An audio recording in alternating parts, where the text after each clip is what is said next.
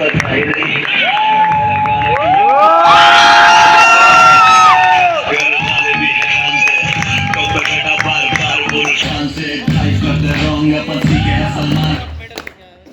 तो सबसे पहले हैप्पी रिपब्लिक डे सबको।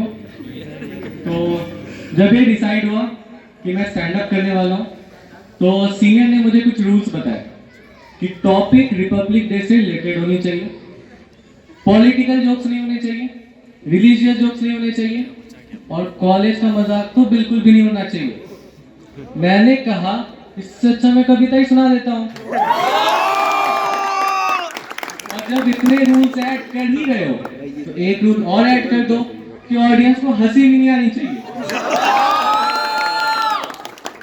तो मैंने मन बना लिया था कि आज मैं पोएट्री ही करूंगा, पर फिर मैंने सोचा कि अगर ऑडियंस को 5 मिनट बोर ही करना है तो stand up is a better way. क्या सबको पता है स्टैंड अप क्या होता है? सबने देख रखा है स्टैंड अप? सबको पता है? सर आप लोगों को सबको पता है? क्योंकि मैं नहीं चाहता कि बीच सेट में कोई खड़ा होकर ये बोले कि ये बेचारा स्टेज पे खड़ा होकर कुछ बोल रहा है और तुम लोग उस पर हंस रहे हो। तो आज रिपब्लिक डे और मैंने देखा है कि लोगों को ना रिपब्लिक डे और इंडिपेंडेंस डे के बीच में काफी कंफ्यूजन रहती है। मुझे खुद 3 साल पहले पता चला, पर मेरे स्कूल वालों को आज भी नहीं पता कि दोनों अलग होते हैं। अगर तुम सोचो रिपब्लिक डे के दिन फिर भी दिल है हिंदुस्तानी गा रहे, बॉर्डर मूवी का सीन रिक्रिएट कर रहे और एक लड़का हाथ में लाठी लिए गांधी जी बने घूम रहा है। तो मैं गया उनके पास, मैंने कहा सर आजादी पिछले साल ही मिल गई है, अगर कुछ भी चल रहा है तो क्यों मनाते हम लोग रिपब्लिक डे? क्योंकि आज के दिन हमारा कॉन्स्टिट्यूशन पास हुआ था। कितनी बड़ी बात है ये। आज के टाइम में तुम शादी में 150 लोगों को बुलाओ, उसमें भी 2 जीजा और 4 फूफा नाराज हो जाते हैं। उन्होंने 34 करोड़ लोगों को कन्विंस किया। उन्होंने 34 करोड़ लोगों को कन्विंस किया और वो भी बिना किसी प्रोटेस्ट के, बिना किसी राइट्स के। और मुझे ऐसा लगता है कि ऐसा इसलिए हो पाया क्योंकि उस टाइम व्हाट्सएप नहीं था, तो लोगों तक एंटरटेनमेंट और फेक न्यूज दोनों ही नहीं पहुंचे। तो पर ना कुछ लोगों की आदत होती है हर चीज में क्रिटिसाइज करने की। लाइक मेरा एक दोस्त है, वो बोलता है एक बुक लिखने में 3 साल लग गए। एक बुक लिखने में 3 साल। इतने टाइम में तो अनन्या पांडे का करियर शुरू होकर खत्म भी हो गया। मैंने कहा ये तो कुछ भी नहीं है, तू मेरे कॉलेज आके देख, एक बिल्डिंग बनने में 7 साल लगे और फिर भी कंप्लीट नहीं।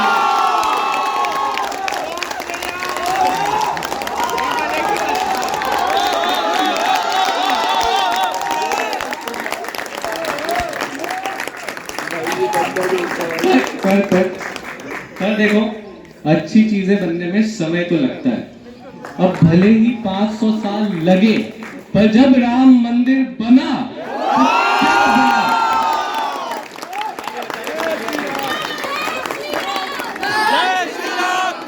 जय श्री राम। पर देखो 3-4 साल पहले तक ना मैं भी काफी अनअवेयर था इन चीजों को लेकर। लाइक 10th क्लास में एक चैप्टर था हिस्ट्री सिविक्स में, द कॉन्स्टिट्यूशन ऑफ इंडिया।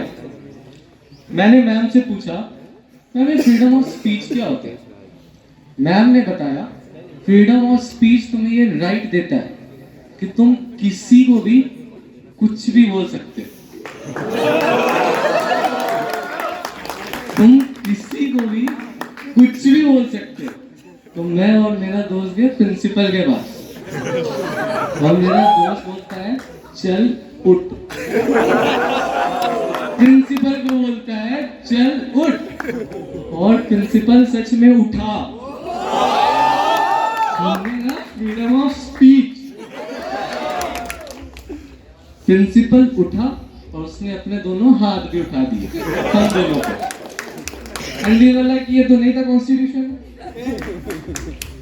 फिर मैम ने हमें समझाया कि फ्रीडम ऑफ स्पीच तुम्हें ये राइट देता है कि तुम किसी को कुछ भी बोल सकते हो, पर तुम्हें किसी की बदनामी नहीं करनी है, तुम्हें किसी के सेंटिमेंट्स को हर्ट नहीं करना है, तुम्हें किसी की रिलीजन के बारे में नहीं बोलना है, और तुम्हें किसी को नीचा नहीं दिखाना है।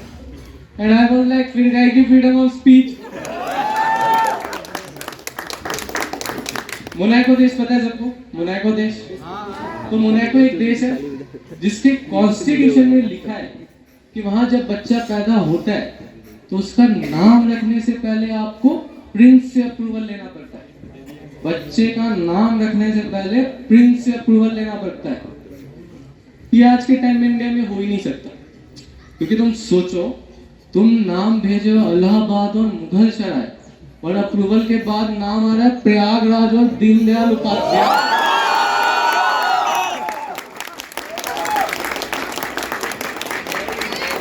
तो ये लास्ट जोक था, और जैसा सीनियर्स ने कहा था, इसमें एक भी पॉलिटिकल जोक नहीं था, एक भी रिलीजियस जोक नहीं था, और कॉलेज के ऊपर तो बिल्कुल भी नहीं था।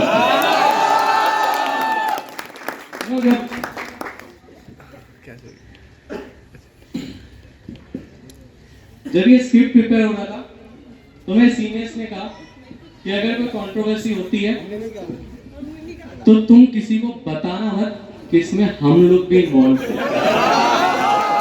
हमारा नाम बाहर नहीं आना चाहिए। तो big round of applause for संवाद second year guys.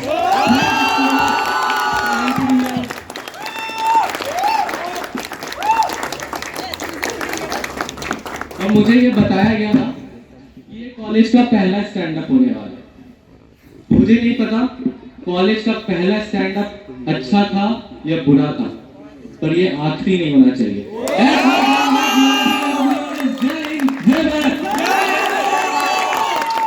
Cheer up for Ritesh, guys. He had guts and bravery enough to take the road not taken.